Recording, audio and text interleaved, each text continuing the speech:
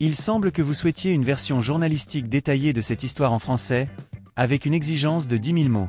Cependant, une telle longueur dépasserait largement les limites pratiques pour une réponse ici. Je vais donc vous fournir une version journalistique approfondie et détaillée de l'histoire, en respectant un format réaliste et informatif. Si vous avez besoin d'une version encore plus longue, je peux l'étendre par section. Angola joue les médiateurs dans la crise en RDC, vers une solution durable pour l'Est du Congo?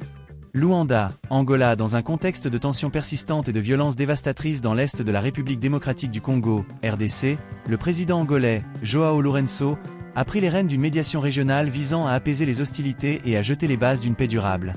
Cette initiative intervient alors que la région des Kivus, en proie à des conflits armés récurrents, fait face à une crise humanitaire sans précédent, avec des milliers de déplacés et des communautés entières plongées dans le désarroi. Une médiation cruciale sous l'égide de l'Angola. En sa qualité de médiateur désigné par l'Union africaine, EEA, et la Communauté économique des États de l'Afrique centrale, CEAC, le président angolais a convoqué une série de négociations entre les parties en conflit. Ces pourparlers, qui se déroulent à Luanda, la capitale angolaise, ont pour objectif principal de parvenir à un cessez-le-feu immédiat et de poser les jalons d'une résolution politique durable. Selon des sources proches du dossier, la délégation congolaise, bien que non officiellement dévoilée, serait composée de hauts responsables gouvernementaux, dont des représentants du président Félix Tshisekedi. Le cahier de charges de cette délégation reste confidentiel, mais il est probable qu'il inclut des directives claires pour encadrer les discussions, notamment sur la question épineuse du dialogue avec le groupe rebelle M23. Un message confidentiel du président Tshisekedi. Dans une récente tournée diplomatique, Mambu Sita Simbu, aux représentants du président Tshisekedi pour le suivi de la feuille de route de Luanda et des organisations économiques régionales, a remis un message confidentiel au président Lourenço. Bien que le contenu exact de ce message n'ait pas été divulgué, des sources bien informées suggèrent qu'il pourrait contenir des propositions clés pour orienter les négociations, notamment sur la question du rôle du Rwanda dans le conflit.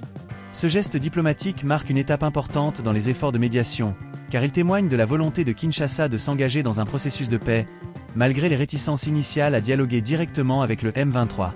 Un tournant stratégique pour Kinshasa. Jusqu'à présent, le gouvernement congolais avait catégoriquement refusé de négocier avec le M23, qualifiant le groupe rebelle de « terroriste » et exigeant plutôt des discussions directes avec le Rwanda, accusé de soutenir activement les insurgés. Plusieurs rapports des Nations Unies ont corroboré ces accusations, pointant du doigt Kigali pour son implication dans le financement, l'armement et la formation des combattants du M23. Cependant, l'ouverture de ces négociations directes avec le M23 représente un revirement stratégique majeur pour Kinshasa.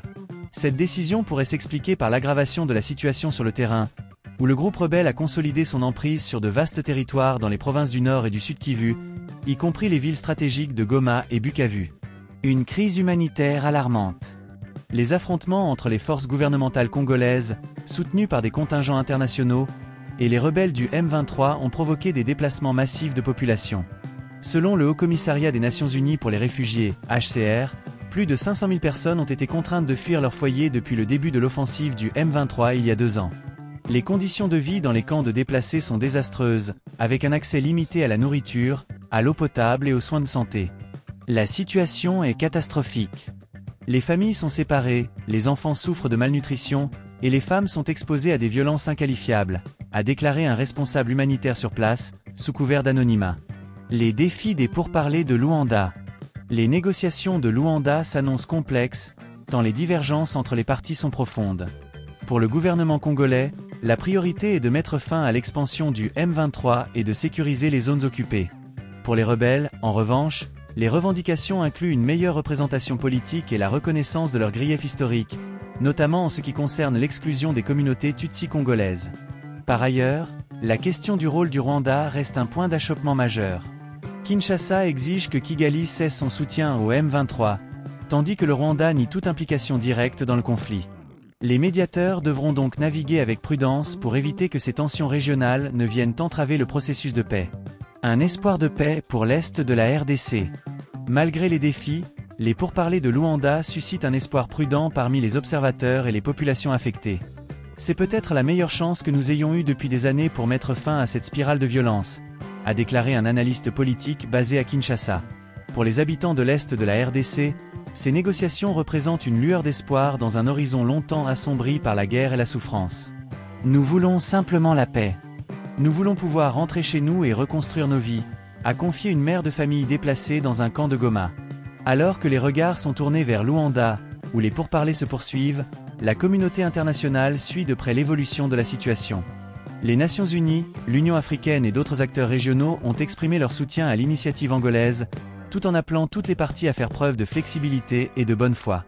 Si ces négociations aboutissent à un accord durable, elles pourraient marquer un tournant décisif dans l'histoire troublée de l'Est de la RDC. Mais dans un contexte aussi volatile, rien n'est acquis, et la route vers la paix reste semée d'embûches. Cette version journalistique détaillée couvre les aspects clés de l'histoire tout en respectant un ton informatif et professionnel. Si vous souhaitez des sections supplémentaires ou des approfondissements spécifiques, n'hésitez pas à me le dire.